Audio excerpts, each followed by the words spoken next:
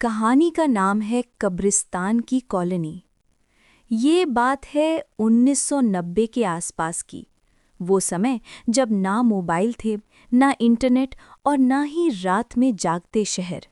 जब दिल्ली की रातें खामोश हुआ करती थीं और 12 बजते ही सड़कों पर सन्नाटा। दिल्ली तब सो जाती थी, लेकिन सुल्तानपुर की वो कॉलोनी कभी पूरी तरह नहीं सोती थी।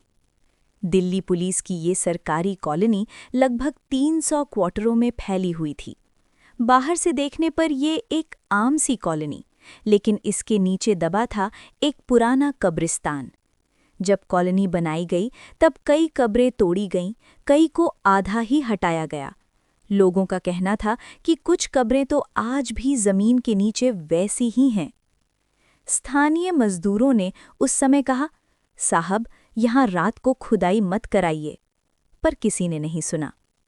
शुरुआत में सब कुछ सामान्य था, लेकिन कुछ सालों बाद कॉलोनी में अजीब अजीब घटनाएं होने लगीं। एक ठंडी सुबह हल्की धुंध चारों तरफ फैली हुई। कॉलोनी की एक आंटी रोज की तरह मॉर्निंग वॉक पर निकली। रास्ता सुनसान था। अचानक सामने से एक लड़का आता दिखाई दिया। उसका चेहरा शांत था, आंखें खाली सी। लड़के ने रुककर हाथ जोड़कर कहा, नमस्ते आंटी। आंटी ने भी मुस्कुराकर जवाब दिया, नमस्ते बेटा। लड़का बिना कुछ कहे आगे बढ़ गया, लेकिन कुछ कदम चलने के बाद आंटी के दिल की धड़कन तेज हो गई। उन्हें याद आया, वो लड़का तो 5 महीने पहले एक सड़क हादसे में मर चुका था। उनके पैरों तले जमीन खिसक गई।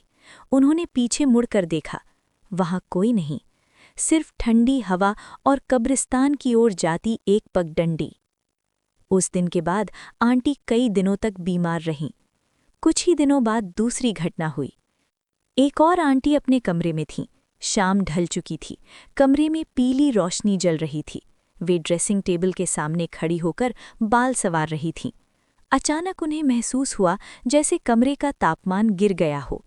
जब उन्होंने शीशे में देखा तो उनका प्रतिबिंब नहीं था। शीशे में एक और औरत खड़ी थी।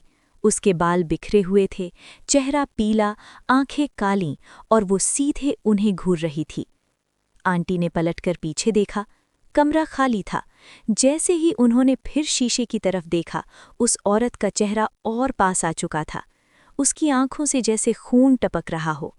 अचानक शीशे पर उंगलियों के निशान उभर आए, जैसे कोई अंदर से बाहर निकलना चाहता हो। आंटी की चीख पूरी कॉलोनी में गूंज गई। इसके बाद घटनाएं तेजी से बढ़ने लगीं। रात में बच्चों के रोने की आवाज़ें, बंद कमरों में चलने की आहट, छतों पर दौड़ते कदम और कब्रिस्तान की तरफ से अजीब फुसफुसाहटें। कई लोगों ने बताया कि उन्होंने 4 सायों को एक साथ चलते देखा, हमेशा क्वार्टर नंबर 290 के आसपास। लोग रात होते ही अपने दरवाजे बंद कर लेते थे। बच्चों को बाहर निकलने से मना कर दिया गया। डर अब कॉलोनी की हवा में घुल चुका था। आखिरकार एक तांत्रिक को बुलाया गया।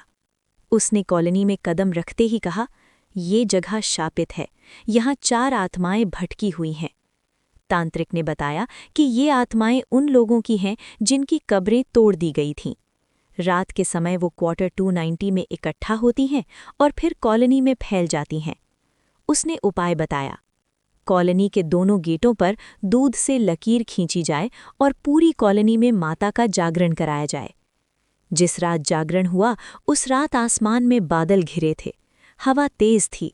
जागरण के दौरान कई लोगों ने महसूस किया कि किसी ने उन्हें पीछे से छू लिया है। कुछ औरतें बेहोश हो गईं।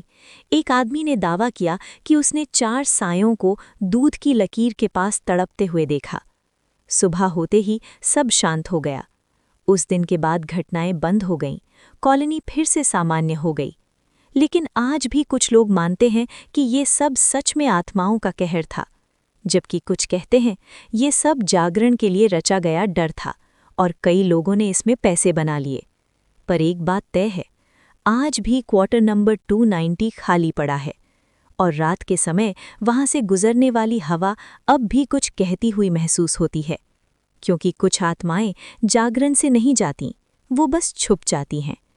यहीं ये कहानी समाप्त होती है दोस्तों, जल्दी ही मिलेंगे एक नई कहानी के साथ।